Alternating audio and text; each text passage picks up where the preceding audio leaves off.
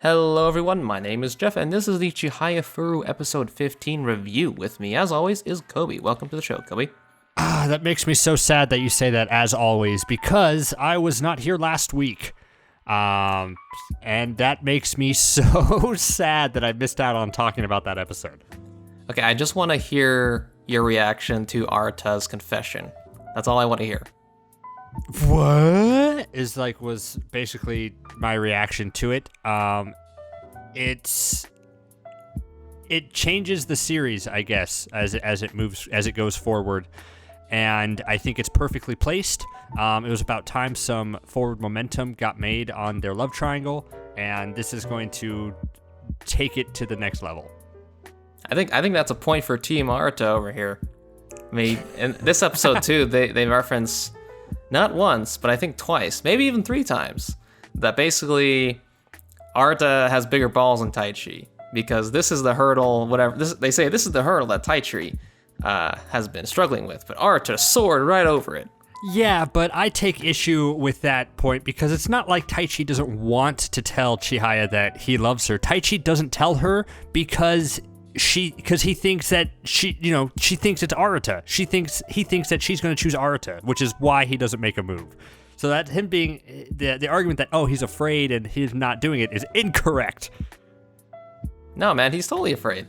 Yeah, but there's more factors into it than I think Arata. Arata was in a very similar boat than I think Chihaya, which I think he did it differently. The way I read that moment was he fell in love, he recognized his love at that moment, like truly and fully, that like, yeah, you know what? I love her and I'm going to tell her. Like, that's it. Like, Taichi knows that he loves her, like, absolutely, but he just can't do it because he knows that Arata and Chihaya are endgame. So why does Taichi stick around then? Because I see it as Taichi still thinks there's a chance that Chihaya is going to notice her, and the way that she's going to notice him is through karuta. Yes, sure, but he still thinks he's losing that fight. I think he always knows that he will come second to Arata, and he's trying all he can to fight against it, to disprove that notion, and he can't help his heart. He wants to be around her as of now. So you're saying Taichi is a fatalistic person. He's Yes. gonna do what he knows will go to nowhere, basically.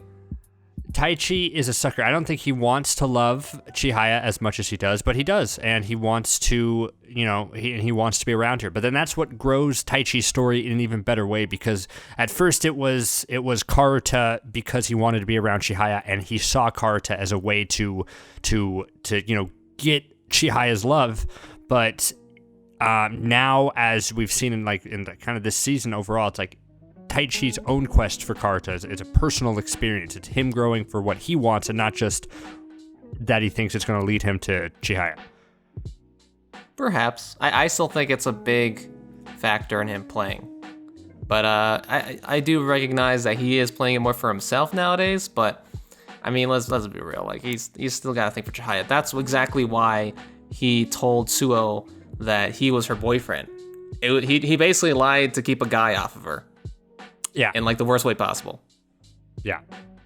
So, but then knowing the confession of love, it was a great episode, that last week's episode, but this episode is, I think, fundamentally more important than last week's episode, because how they handle this revelation and how they reframe, the series going forward, now that one of the main interests has expressed love, I think was always going to be a tricky thing. Do you think they did it successfully? I think there's still more to go. I think it's not resolved.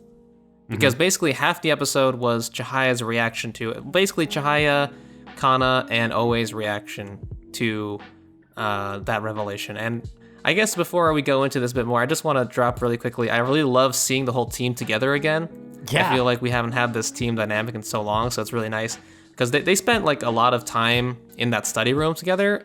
And I appreciate that they basically just held that scene for as long as possible and kind of just caught everyone up and on the audience to be like, oh, hey, this is Porky, by the way.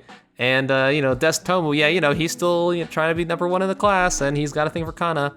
And I guess Tsukaba has whatever the fuck his family's going through. It doesn't really matter. His brothers don't believe in Santa Claus anymore, and he doesn't know how he's going to keep the magic alive. So he has the most dramatic storyline of this episode. His brothers don't believe in Santa Claus because he was dressed up as a demon with his dad's socks. But that was before, right? That was like the last holiday, I guess, like a Japanese holiday. That's like the last time he tried to play Santa Claus or play a character. Like the kids saw through it immediately. So now he can't dress up as Santa Claus this year because they're too smart. I actually was thinking that this was going to be a perfect role for Porky to step in. I thought it was going to like lead into like the side quest adventure where everyone was going to try to work together to help Tsukaba's brothers believe in Santa again, and they dress up Porky as Santa, and it would be like a funny episode, but no, it was literally just Tsukaba complaining about something that has no relevance to the story, which they hung a hat on when... Exactly, just like, that is clearly not an issue right now. Yeah. Anyways, so they showed the 3 reactions to the revelation of Arata confessing his love. Chihaya is like supremely happy, so much so that basically her life has changed. At least that's the way that Kana sees it. She relays that back to her mother when she was pregnant. And am I getting this right? Kana, the new girl, her name's not Oe, is it? No, Oe is Kana, is like Oe Kana, or Kana Oe is the girls. The other girls are like Subi or something. Whatever, the new girl. The new girl, I love that she's kind of conflicted about how she kind of wants to sabotage Taichi's chances, but at the same time, you know, it's kind of a dick move because that's the guy that she wants to go for. But I do like that she's still on that. You know, she's rooting for Team Arata. We got a Team Arata character with a new girl and a Team Taichi character with Kana. So those two sides are personalized. Yes, they have been embodied within these two characters. Anyways, sorry, go ahead. Sumir is her name. She goes by Sue, or Hanano is her last name, which I guess. Okay, Hanano. There we go. Hanano. But what I like about Hanano's response to this is that it both fits in line with her character by being in love with Taichi and wanting, you know, that to happen. But it's also a very mature response to it because, you know, she makes a very logical point in how she goes about this. So they could have easily put the character in and made it very, haha, now he's mine, take that. But it's not. It's just like, yeah, sure, she gets what she wants out of it. But it's also the fact that Arata expressed his love and Taichi never could. So obviously they deserve that, you know, like they deserve to be together. So I like the way that they handled that scene. And not only that, I think Hanano was more right on the money when she said that basically you just got to let Chihaya settle on this herself. She needs to think about this herself, give her own space, and not get involved, basically, because if they tell Taichi, it'll just put a lot of pressure on those two people, and, you know, they deserve to just handle it on their own. Yeah, because like if Arata, or if they tell Taichi that Arata said he loves her, maybe Taichi's going to blurt out that he loves her, and maybe, or he's going to feel guilty or try to do something else and screw it up. So yeah, you're right. It's the right thing to do is to let her process on her own. Yeah. Anyways, to answer your question before, I don't think that they fully resolved the revelation of Arata liking Chihaya. I still think there's more to go. Because half of it was sort of like their reaction, and then the other half was just an episode with Suo, with Chihaya's match with him. So I don't think that we have fully seen the extent of how Chihaya is really going to handle all this stuff, because we don't even see Arata's point of view yet either. Maybe in the next episode or the episode after that. We didn't even see him in that episode, did we? No, we didn't. So we still got to see what he's thinking about it. Like, does he regret saying that, or, you know, what's going on? Because he basically just ran away after he said that. But we know how Chihaya feels, and Chihaya is like using that as like the golden memory to pull her through this match with Suo. I love that visual throughout the show. Whenever she thought about the moment, her eyes were gold. I just thought that was just a really nice touch for it. But I like how it makes sense for her character in a lot of ways. In that her first reaction to this, as I think Kana points it out, it's just like you're not really processing it because you're feeling elated, but she thinks her feelings of elation come from watching that high stakes match that she just watched. and not the fact that someone who Chihaya does love, admits that he loved her back, and that and she doesn't know how to process that. And so I think the way that they're handling it is a good way to kind of keep the suspense alive in a believable way. But I'm excited to see how she continues to process. Well, she is and she isn't. I mean, she really only said that she wanted to play a match like that when she was talking to Kana, but every other moment, like in the moment in the very beginning of the episode, and like when she was feeling tense just before going off against Suo, she was thinking specifically about the moment when Arata confessed to her. So I do think she's conscious of that. I mean, if she wasn't, she wouldn't be feeling this way. We already know from the end of last season that she loves him. So it's like, it's totally reciprocal. She's just shocked, I think. But I think she knows that it's not just the Karuta match. It's definitely Arata. But that's what I mean. I think she is conscious of the decision. I don't think it has hit her to the full amount that Arata has said that he loves her yet. It just hasn't clicked in her head of the repercussions of that, of what that truly means. Okay. Man, I am really pleased to see where this love story is going to go. Because it's going to go with Team Arata. Yeah! We don't know that yet. We still got, if this is true, if it's 100 episodes, and this is episode, what would this make? This was episode 15, so this is episode 75? No, 65. 65 is a good place to put that, to change this dynamic up a little bit. So Taichi has 35 episodes left. Yes. So we can pivot to the next part, which I guess is the actual part of the episode with Suo, which is more of a focus on Suo than we've ever had before. And I think he's a fascinating guy. Yeah, I mean, like every character in the show, he has his own unique way of playing it. And again, the show has continuously surprised me with new and fresh ways of playing the game. And his game is very trap-oriented. And all it's the backbone is his game sense, but if he didn't have his game sense, he couldn't play like the way he does, which is essentially to bait his opponents into making faults, which I think is really cool. I think so too, and I love that the seed that they planted, because it's not like he just wins through the matches. He wants to control how many cards he gets and how many cards his opponents get. He wants to predict and go for the exact number, which was cool that they teased this way back in the first Masters match that we saw, where he tied the same score as the Queen. Like it was like the 13-7 differential. So I thought that was really cool how they laid that groundwork there, and they explained it more into this one. So it's like, no, that really wasn't a coincidence. Like, this is how scary he is that he controls the game of Karuta itself.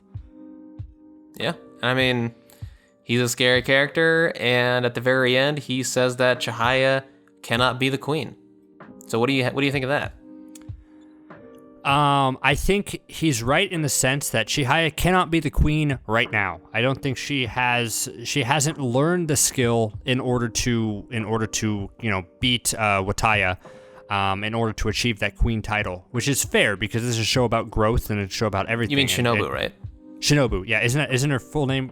Oh no, I was thinking about Arata, Wataya Arata. Shinobu, correct. She just needs to learn more. Like if she faced the queen right now, she would lose. But she's on a quest, and she'll learn from Suo. She'll learn from the people around her, and she'll learn that kind of the trick that you need in order to be better. What do you think of the revelation or his statement? I think his statement was more concrete than that. I think and I'm not saying he's right, but I think he means that she can't be queen, period. And just before that, he was mentioning that you're very positive, you never give up, you have a lot of friends, but you can't be queen. And I think he means that because him as the king and Shinobu as the queen, they're both very cold and very meticulous and aloof. And so I guess to Suo, that is like, those are kind of the qualities you need to be a Karuta master. Perhaps in a way, the only real connection these two characters have is to the game itself. So it's kind of like a Jedi thing, you release all attachment from emotions and relationships and stuff like that so that you can master the Force or whatever. I think it's kind of like that kind of flavor, because Chihaya is basically just being held back by all these relationships and her emotions and stuff like that. I think that's probably what he means. I guess we'll see next episode. Yeah, but sure. Then of course he's going to prove her wrong, and it's going to be, it's the fact that she has the relationships, it's the fact that she's positive, it's the fact that she's willing to grow and have warmth and passion in her heart for this game is what's going to let her be queen. Yeah, exactly. I mean, this is just a controversial, cliffhanger sentence from the master, but I think that's what he means. I'm sure he's wrong. I mean, because he said the same thing to Arata. It's like, you won't. Oh no, he said you will be king, you just won't, or you will be master, you just won't be the next master. Yeah. It's true. That is what he said. So to Chihaya, he didn't even say that she would be queen one day. He just said you can't be queen. But that could be one half of what he was gonna say, which we will see at the beginning of the next episode. Now, what I was interested in was he told Chihaya that she had a boyfriend. So I bet that's like the first thing she's gonna react to. Is gonna be like, ooh, this like deep, intense moment, and then Chihaya's gonna be like, ooh, what? I've got a boyfriend? I've got a boyfriend? Who's that? Dr. Harada? Like, what? Like, I don't know who he's talking about. And yeah. I guess I liked, because a few weeks back I talked about, I didn't like how they took Suo's character in a way of automatically liking her, and I thought that ruined a kind of a good chance to have a different type of relationship. But now I take it back, because the show has proven itself that it knows what it's doing. I think the fact that Suo does like her is what caused this situation to happen, and to bring it in and to tie it in with the fact that, Taichi needed to say to him, she has a boyfriend, back off, which is going to cause more drama for the love triangle. So it was all well plotted and not a missed moment. Yeah, I mean, I guess it's the most logical way that Suo would even want to play a game with Chihaya, because before that, they didn't really know each other. I don't even think they talked to each other. I think maybe they had a couple lines in the past, but yeah, they really needed that Chihaya to go confront him, which then he falls in love with her. And I thought it was going to be a short-lived, he likes her, and then he realizes she has a boyfriend, so he's going to cut it off. But no, it's still going on. He still has feelings for her. He still hates Taichi. He didn't give him any dumplings. No dumplings, just beans. Hilarious. Yep, just beans. Oh, I guess that's the other thing in this episode was Taichi's match versus Pseudo. We didn't see the resolution of that match, but we saw that Pseudo was having more trouble with Taichi. Taichi's improving. Yeah, his line was, "Is this the same guy I played before?" So Taichi is definitely still passionate about it, because Taichi is at a crossroads for everything he wants to do, because he had his one, final his push toward the Masters, and he didn't make it. So now what for him, right? Now he has to decide. I mean, you don't really think that's his last chance, do you? No, obviously not. But because obviously he's going to continue with it. But I think for him, he was fully intending on doing it. But now he has to come to realize how much he loves this, and how much he's continuing, and how much he wants to play. And the perfect tie into that would be Harada, because Harada, as we revealed in the last episode, I don't know if you listened to our last episode. No, because I just watched the episode, like last week's episode, like right before the other one, so I didn't have time to listen to it. But there are Harada and Taichi have a lot of parallels. Taichi, in a way, is Harada's perfect student, because he has no game sense, he has no natural talent, so he has to learn the ways that Harada has taught him, big ways to play without good game sense. But not only that, Harada is a doctor, and what is Taichi doing? He's studying to be a doctor. Yeah. And so if Harada can play when he was a busy doctor and when he was having his residency and all that stuff, he's gonna inspire Taichi to be like, even though I'm studying for med school, I'm gonna have time to play karuta. I just gotta up my game even more. Yeah, but that's different. Harada was on the path to success from where he was, but then he had to stop because to go to school, and then it's taken him basically all this time to get back to that. Okay, but he was a med school student at one point, right? He must have been playing when he was a med school student. Yeah, but he clearly, because he was going through that down period of just like not having his game sense anymore and not doing anything about it because he was busy studying, and then he only got into it back again once he opened his practice and went back to it. Well, I'm talking about because he was losing his game sense when he was essentially, I think, going through his residencies. So he was past the point of being a med school student. I'm talking about Taichi is studying to enter med school. Yeah. So that period is a period that I'm sure Harada has gone through as well, and that I'm sure Harada's just gonna give him tips on how to like get into med school and still be on your top game in karuta, because he was at the top of his game while he was in med school and as he was going through his residency.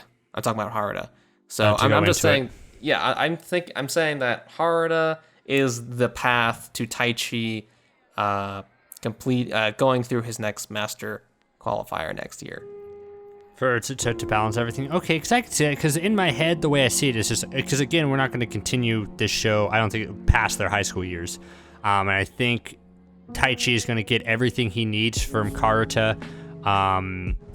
He's going to get everything he needs from Karuta at the end of that year, and I don't think he needs to play anymore after that. That's my prediction. That would be an interesting conclusion to his character arc, because there was that scene in the last episode that kind of recontextualized a small conversation Harada and Taichi had way back in season 1, when Taichi was like, I don't want to spend my whole youth on this and end up with nothing.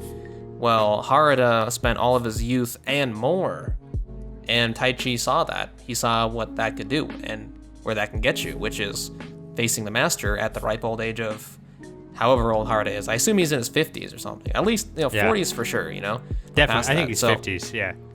So yeah, I think Taichi will probably play Karuta. He'll be the next Dr. Harada, essentially. He will be Dr. Taichi. Okay, I could see that. Yeah. Well, anyways, Taichi. Yeah, Taichi. Taichi predictions.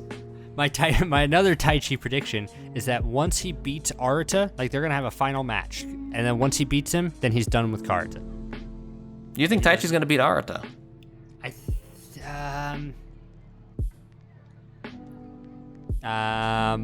Yeah, I think he's gonna beat him one time. Okay. That's my prediction as of this minute, and it might change in about 2 minutes. So. Okay. Now, why do you think that? What is it? What does Taichi have that will allow him to beat Arata? Dedication and passion, and he's learning everything, and he's learning everything that Arata needs to learn, because they're both on a quest to be better and find the best of themselves. And I think Taichi has what it takes to prove that his talents can overcome lack of game sense, and I think he can do it. So you think Taichi's that good? I think he can next year. It's not going to happen soon. It's going to happen next year. All right, we shall see. That would be very interesting.